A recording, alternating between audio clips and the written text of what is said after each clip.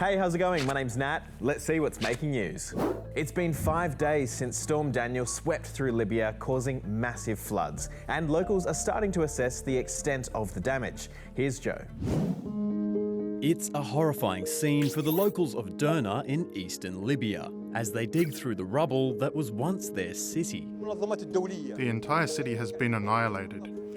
Disaster, disaster, disaster in every sense of the word.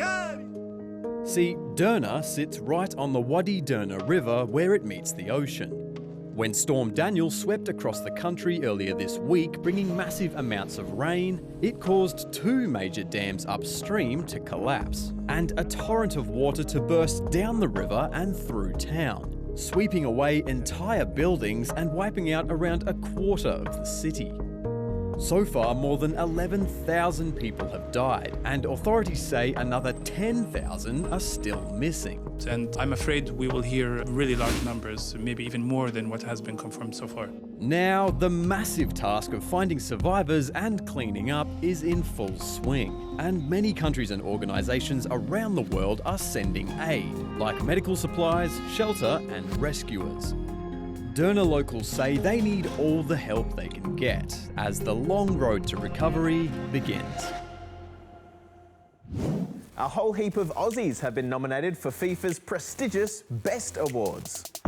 3 Matildas have been shortlisted for the Best FIFA Women's Player, with usual suspect Sam Kerr joined by Caitlin Ford and Mary Fowler. Mackenzie Arnold is up for the Best Women's Goalkeeper Award, while Matilda's coach, Tony Gustafsson, is in line for the Best Women's Coach. Meanwhile, Ange Postecoglou, who's made a massive start as the first Australian manager of Premier League club Tottenham Hotspur, is nominated for Best Men's Coach.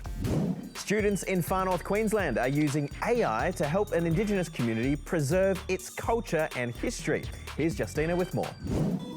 These walls tell the history of Quincan country, with more than 10,000 rock art sites surrounding the town of Laura in far north Queensland. The rock arts tell a lot of stories. The old people painted of what they've seen, what was the resources they used, what did they hunt. For years, local Indigenous rangers have been working hard to try to preserve and catalogue this rock art. But as you can imagine, that's a pretty time-consuming task. So they've turned to AI and some local school kids to help out. We have been going with the rangers out to different kinds of rock art, and we looked at them and how different they are. The students have been practicing how to use the technology in the classroom, which takes a photo of the rock art and is then tagged and catalogued in a database. We're learning a lot. I'm from the Rangers.